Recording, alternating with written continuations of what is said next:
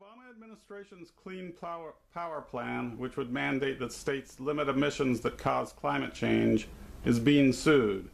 In the meantime, implementation of the plan has been put on hold. Briefly, what is the nature of the suit? Who is suing the federal government and why? Well, these suits have been brought in the Court of Appeals in Washington, D.C. By industry, mostly the fossil fuel industry, meaning mainly coal, power plants that use coal, as well as coal mining interests, and also some states that are allied with them, and various others. And what they're trying to do is essentially to get rid of this Clean Power Plan entirely. They're claiming it's illegal, which of course we disagree with. Okay, and can you tell me what's at stake here? I mean, why is this plan so important, not just for the United States, but internationally? Well, the Clean Power Plan is a huge step, the biggest step we've taken to address climate change in this country.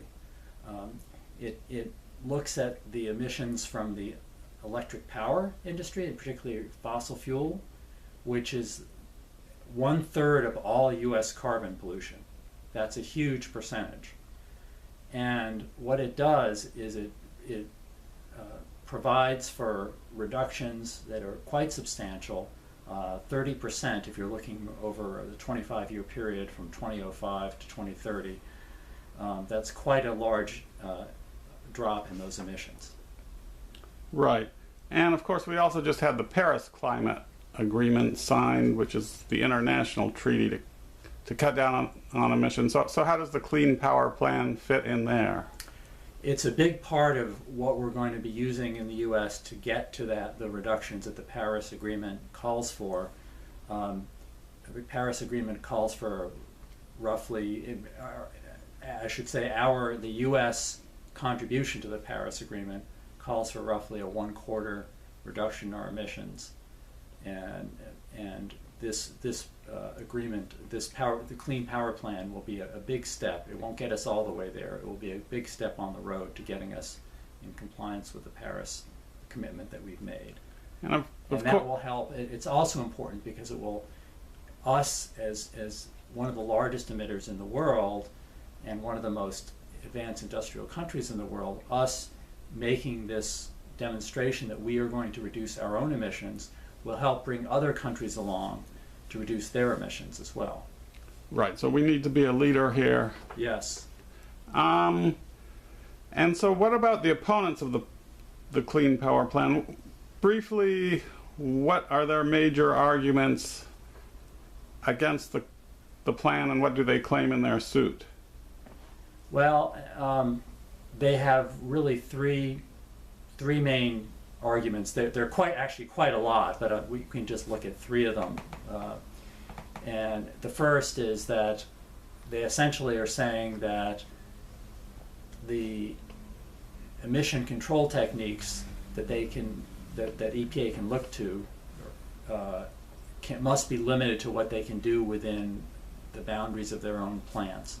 In other words, what EPA has done in this rule is said the most effective way to reduce your carbon emissions is to give you the opportunity to change from coal, say, to natural gas, or to change from either coal or gas to a renewable like solar or wind.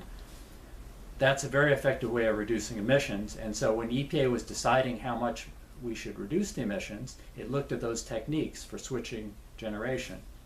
And the companies are saying, you can't look at that. Now that's a little strange because they themselves have asked EPA to allow them to use these very generation switching methods in complying with the rule, but they want EPA to ignore them when EPA is writing the rule.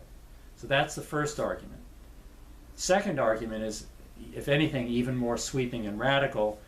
They're saying that EPA cannot issue this rule at all, can't regulate these emissions at all from power plants under the provision that EPA used, the provision of the Clean Air Act. The reason they're giving is that EPA has already issued a regulation of other pollutants from power plants, namely mercury and other toxic pollutants, and because EPA has regulated mercury, the companies are saying, you cannot regulate our carbon. And that just makes no sense, because those are different pollutants, they have different effects. Both the public needs to be protected both from the mercury and from the carbon. The last argument, again, they make others, but the last of their leading arguments, is they're claiming that the Clean Power Plan violates the Constitution. They claim that it steps on the prerogatives of the states, and that's just not the case, because for several decades now, in our environmental statutes and even in other statutes, we've had a system called cooperative federalism, which means the federal government sets targets, and then the states decide how to meet the targets. And that's exactly what the Clean Power Plan does. It's well within the tradition of cooperative federalism. So those arguments, in our view and in the view of our allies in this litigation, really don't stand up to scrutiny. Okay, and on the other side, what groups are defending the Clean Power Plan, and what are their main arguments? Well, there's quite an amazing coalition of groups that have stepped up to defend the plan. Of course, the suit was brought against EPA, and EPA has been vigorously defending the plan, including at the oral argument that was held a couple weeks ago. But interestingly, there are many other groups that have intervened in the case or filed Friends of the Court briefs. For example, I mentioned that power plant companies have sued against the rule, but actually a lot of power plant companies have come in to defend the rule as well, including power plant companies that produce almost 10% of the whole nation's electricity are actually saying we want the Clean Power Plan to be upheld. They said the type of generation switching from dirtier to clean energy that the Clean Power Plan uses, they said in the oral argument, they said this is business as usual for the power sector. So that's the power companies. Many states, there are states, as I mentioned, that are challenging the rule, but there are also states that are defending the rule, including states like New York and California and Massachusetts and many others. There are companies, other than the power companies I mentioned, there was a brief, a Friend of the Court brief, filed by several major tech companies, including Amazon, Apple, Google, and Microsoft, that said we are in favor of clean energy, and our customers want it, our investors want it, and we want to move forward with it. There are cities, including cities within states that are challenging the plan, like states, Florida is challenging the plan, but cities within Florida, like Miami, have come into the case and said, we are really concerned. Miami's right on the ocean. They're concerned about the flooding from climate change, and other cities have said similar things, and they really want to move forward with a solution that helps to avoid those terrible impacts. And there are many others. We don't need to go through them all, but that's a sampling of some of the groups that have come in to defend. Okay, so it's a patchwork coalition, which just probably shows the depth of support for actually tackling this problem now. Definitely, and also support for the feasibility of the solutions, of the clean energy solutions. Okay. You've mentioned a couple of your reasons favoring the plan, but can you briefly summarize some of your main arguments in favor? Well,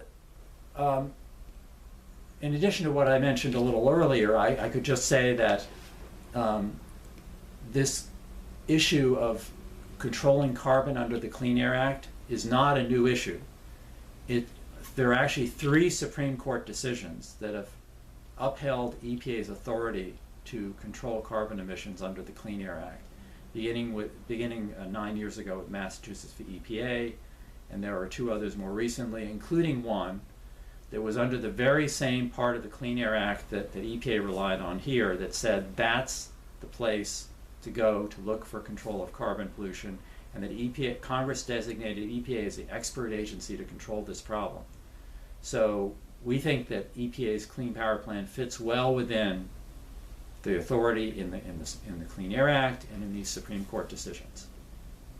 Okay, great. And of course, it's not the D.C. Court of Appeals, but could end up before the U.S. Supreme Court. How likely do you think that is to happen? And it's split at 4 justices apiece, and with one nomination in the air, so how much might that situation affect what the Supreme Court decides? Well, we are confident that we will prevail in the litigation because we have strong arguments. Whether the U.S. Court of Appeals for the D.C. Circuit decision goes up to the Supreme Court depends probably on what the court decision says, and at that point, a decision will be made by the Supreme Court whether to take the case or not. It's not automatic. The Supreme Court will have to look at it at that point, and it's at that point again we are confident that we have strong arguments and that we will ultimately prevail in the case. Okay, great. Do you have any time frame as far as when the D.C. Court might rule, and any predictions about the outcome? Well, the court has said it wanted to move this case on a fast track. It expedited the case in the court's terminology. We are hoping that there will be a ruling sooner rather than later, but it's up to the court the exact timing. We are thinking it's purely would be purely an estimate on our part, not from the court, but we would say perhaps to look for a decision in the December to February timeframe. And as far as the outcome, for reasons I've mentioned, we've presented a solid case to the court, and we're supported by the law and by the Supreme Court decisions, and we are confident we'll prevail. Okay, thank you very much. You're very welcome.